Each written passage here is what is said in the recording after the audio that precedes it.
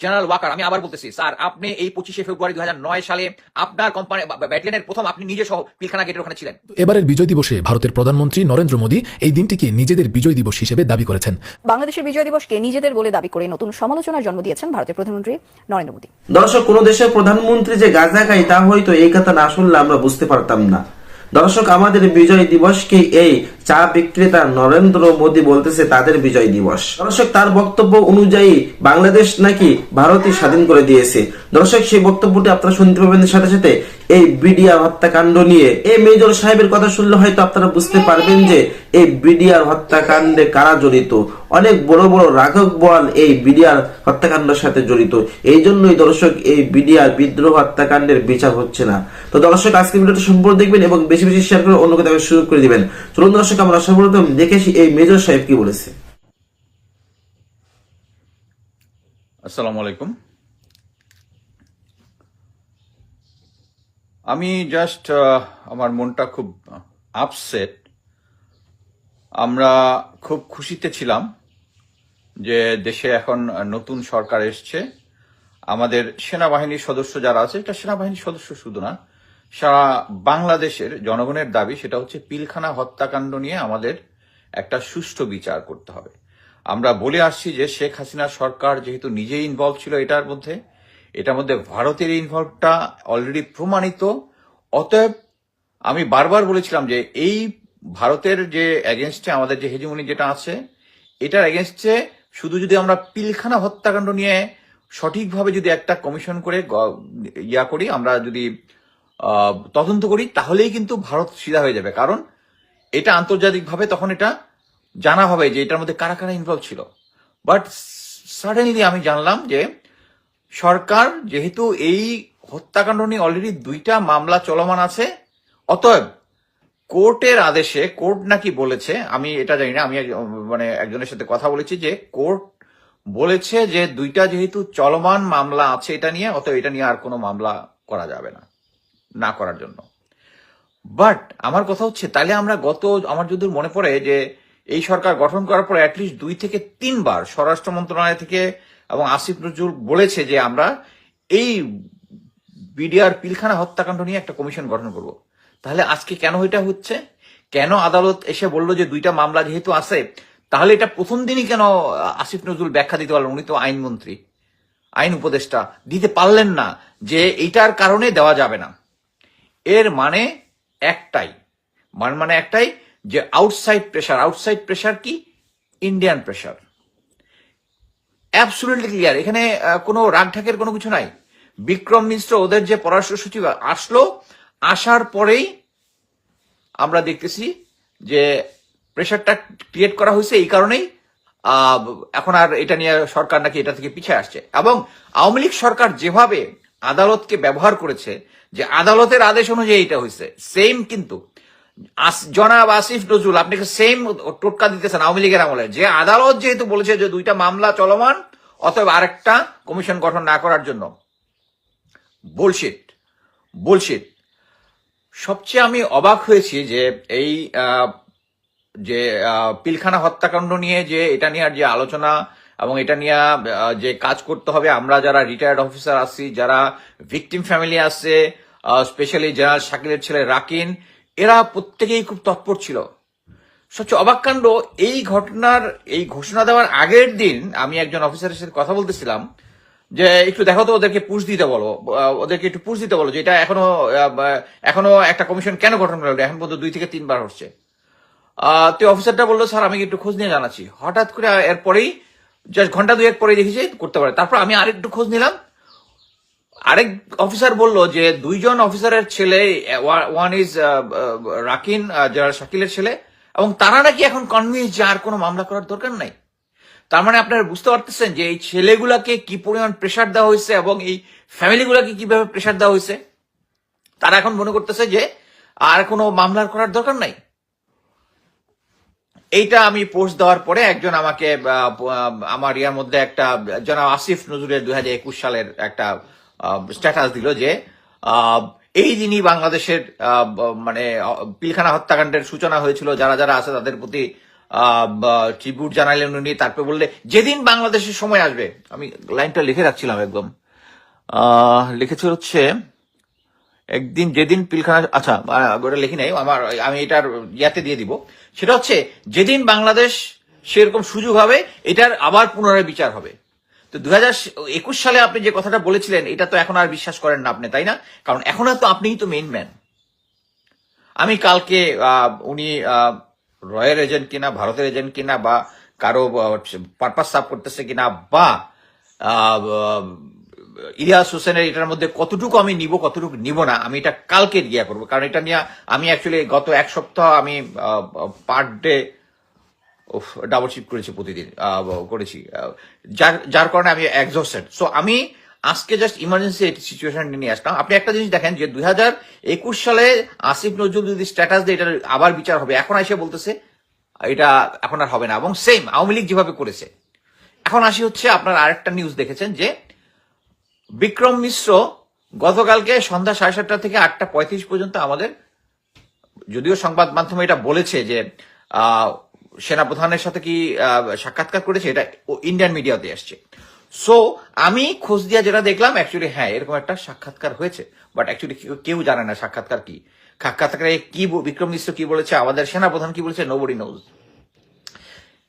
That recalls another story. সেটা হচ্ছে এই ক্ষমতা নেওয়া মানে যখন এই 5ই আগস্টের পরের যা 7-8 দিন পর থেকে আমি নিউজ পাইতাম যে আর্মি থেকে কোন একটা ডিসিশন নেওয়ার পরে উনি ঘরের মধ্যে কিছুক্ষণ একলা থাকতো, তার স্টাফরা বাইরে চলে গেল, হাফ এন আওয়ার বা 1 ঘন্টা পরে উনি দেখলো যে ডিসিশন যেটা নেওয়া হয়েছিল ওটা উল্টাই দিছে। এর মানে একটাই যে আর কেউ তাকে ইনস্ট্রাকশনটা চেঞ্জ করে দিচ্ছে।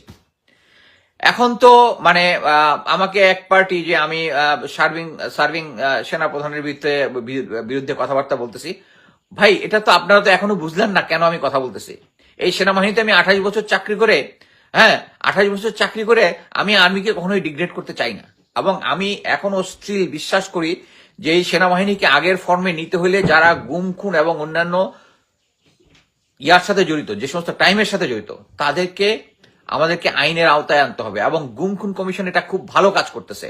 কিন্তু আপনি দেখেন জেনারেল ওয়াকার, আমি আবার বলতেছি স্যার, আপনি এই 25শে ফেব্রুয়ারি 2009 সালে আপনার কোম্পানি ব্যাটালিয়নের প্রথম আপনি নিজে সহ পিলখানা গেটের ওখানে ছিলেন।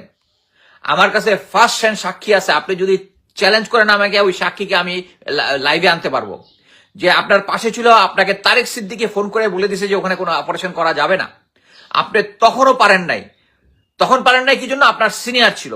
বাট এখন ইউ আর দ্য অথরিটি। আপনি ভালোভাবেই জানেন আমাদের পিলখানাতে যে সমস্ত ফ্যামিলিগুলো ওখানে ছিল, দে ওয়ার ভায়োলেটেড। আপনার ফ্যামিলি ওখানে ছিল না দেখে আপনি এখন বসে থেকে আপনার অফিসে বসে এই ধরনের ডিসিশন নিতে পারতেছেন। যাদের ফ্যামিলি ওখানে ছিল, যাদের ছেলে মেয়ে ওখানে ছিল, যাদের ওয়াইফ ছিল, দে নোজ। আপনাকে তাদের ওই জিনিসটা ফিল করতে হয়, আপনি এটা ফিল করতেছেন না। আপনি যদি এটা ফিল না করেন, এই 25শে ফেব্রুয়ারির এই যে একটা কমিশন গঠন করে নতুন ভাবে যে তদন্ত হবে, এর কারণটা কি? কারণ একটাই, আমরা সবাই জানি স্বরাষ্ট্র উপদেষ্টা আছে জেনারেল জাহাঙ্গীর, উনি ছিলেন হচ্ছে এখানকার মাস্টার মাইন্ড। উনি ছিলেন এই মাস্টার মাইন্ড বলতে আমি বোঝাচ্ছি হচ্ছে উনি ছিলেন এই তদন্তের প্রধান। উনি শেষ পর্যন্ত শেখ হাসিনা যেভাবে বলেছেন ওভাবে করেছেন, এভাবে করেছেন। একটা অংশ গিয়ে তারপরে ওই যে রেড ক্রসের যে প্রধান বানিয়েছেন মেজর জেনারেল রফিক, উনি এটার ফিনিশিং দিয়েছেন। সব হচ্ছে সুবিধাভোগী, এবং এই সুবিধাভোগীরা এখনো সুবিধাভোগী। আমি আপনাকে একটা জিনিস বলি, আমার ক্লোজ একজন ফ্রেন্ড, যার কাছে আমি জানি সে দেশে আছে, তার কাছে এই সমস্ত এভিডেন্স জানা আছে। ভারতের লোকজন ছিল, হিন্দি ভাষায় কথা বলতেছে, যে সমস্ত ওয়েপন ইউজ করছে, কিছু অস্ত্র পাওয়া গেছে, বাইনোকুলার পাওয়া গেছে, এগুলা বাংলাদেশ আর্মি বা বিজিবি ইয়া করে না। এগুলার সমস্ত এভিডেন্স দেওয়া ছিল জাহাঙ্গীর স্যারের কাছে, জাহাঙ্গীর স্যার ওগুলা গায়েব করে দিয়েছে।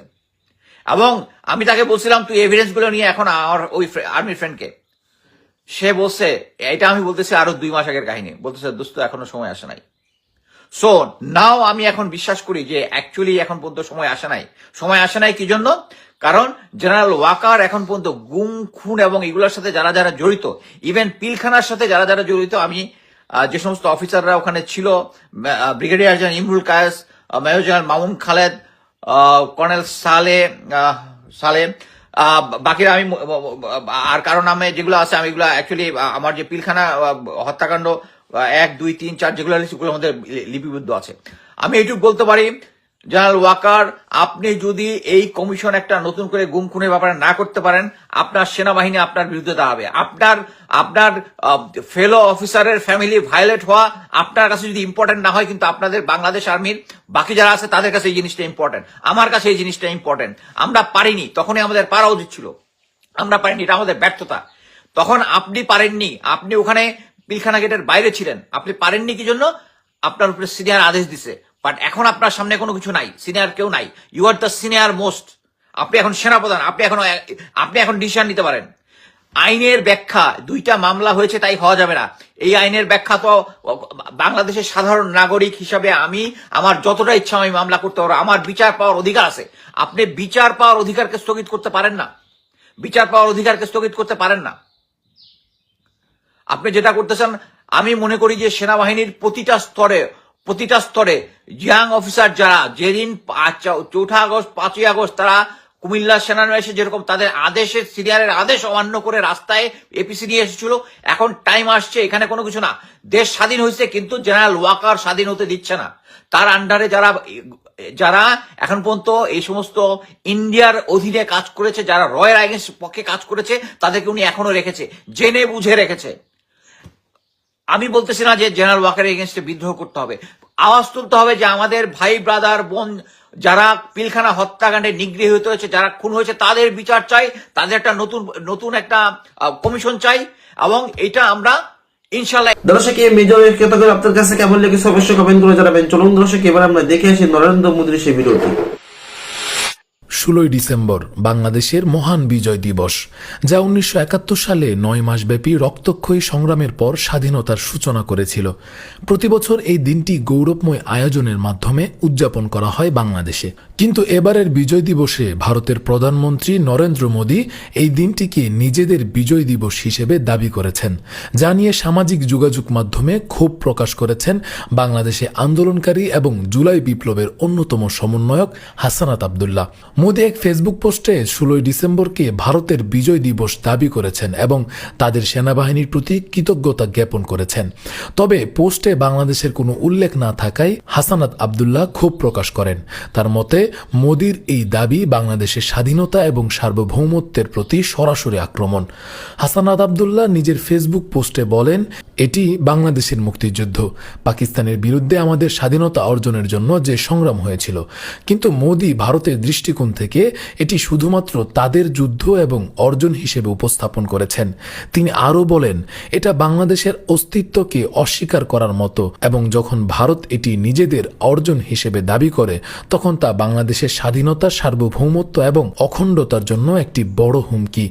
মোদীর এমন দাবির পর হাসানাত বলেন, ভারতের এই হুমকির বিরুদ্ধে আমাদের সংগ্রাম চালিয়ে যেতে হবে, আমাদের লড়াই থেমে যাবে না, আমাদের স্বাধীনতার জন্য আমরা শেষ পর্যন্ত সংগ্রাম করব।